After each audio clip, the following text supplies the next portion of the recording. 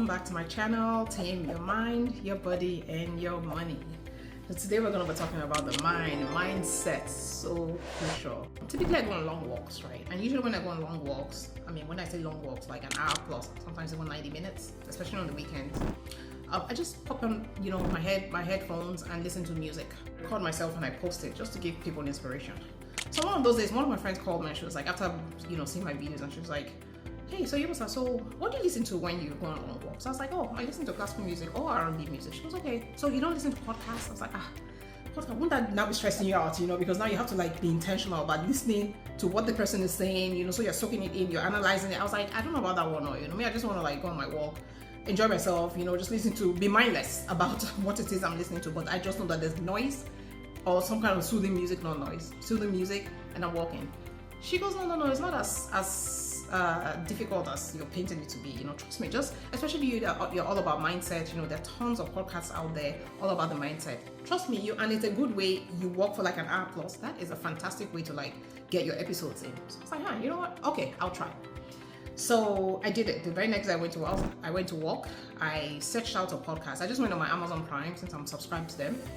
Okay, this one sounds good. It's called The One You Feed by Eric Zimmer.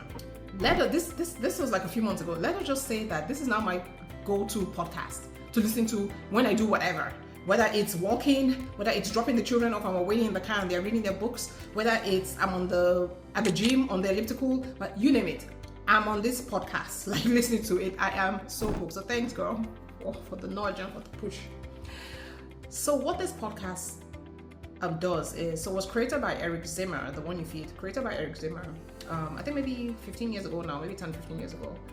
Eric used to be a heroin addict back when he was in his 20s, for years and years, suffered from that. And then one day he just woke up and told himself, you know what, enough is enough. I've had this cannot be the life. It clearly cannot be. I'm getting nowhere, going downhill fast. So decided, right, that he had to get help and all that. So he went through rehab. It was tough. There were programs and all that, but he's been out of it, and he's been out of it for years now. He's in his 50s now, I think late 50s, and with a family and all of that, children and all that. So, and he started this podcast to try to,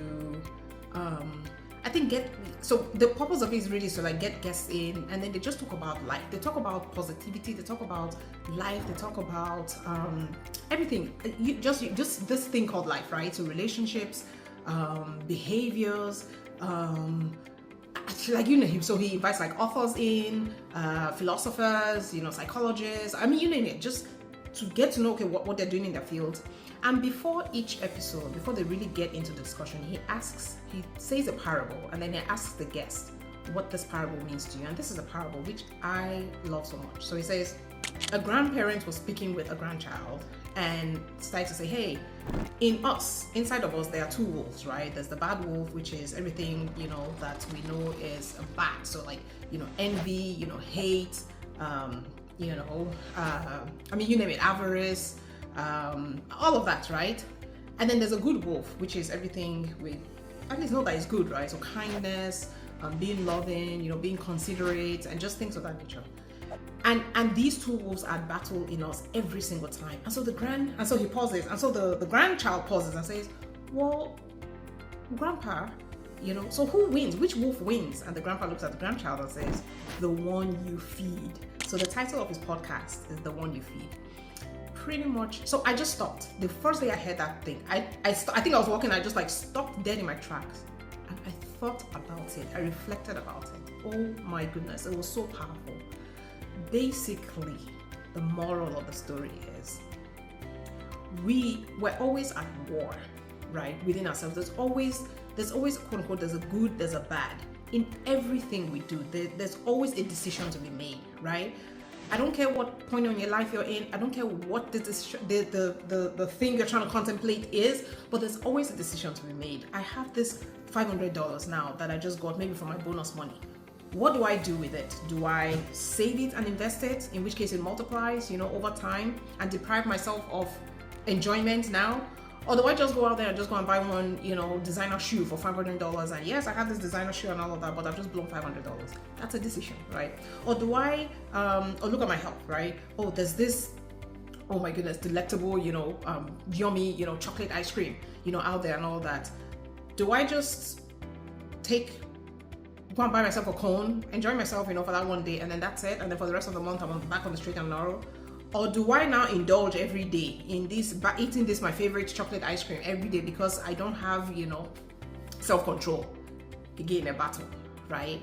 Or so it always ranges. Or what should I choose? I think bottom line is, it basically says, the decision is within us to be intentional about which wolf we feed.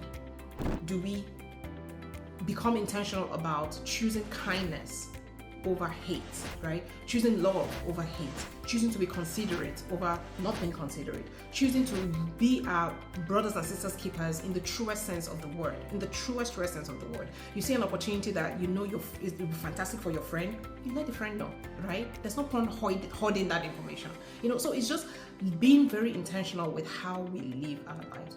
And in the end, if we look at it, right, it's not the reward comes back to us. It's not, you're only helping yourself, right?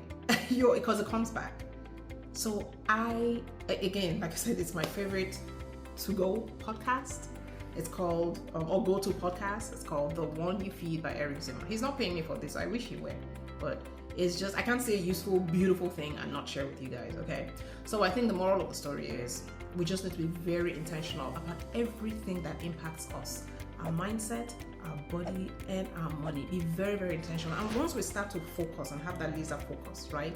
And choose to, grow our money, choose to be more positive about our mindset, choose to take better care of our bodies, of our health, and you have that laser focus and you're not wavering, you see that the stars will start to align and things will start to happen. Magic will start to happen. But it starts with us being very intentional. It starts with us. It starts with me. For my life, it starts with me. Okay? No one else can do it. And me, by His grace, by the grace of the Almighty, I can achieve.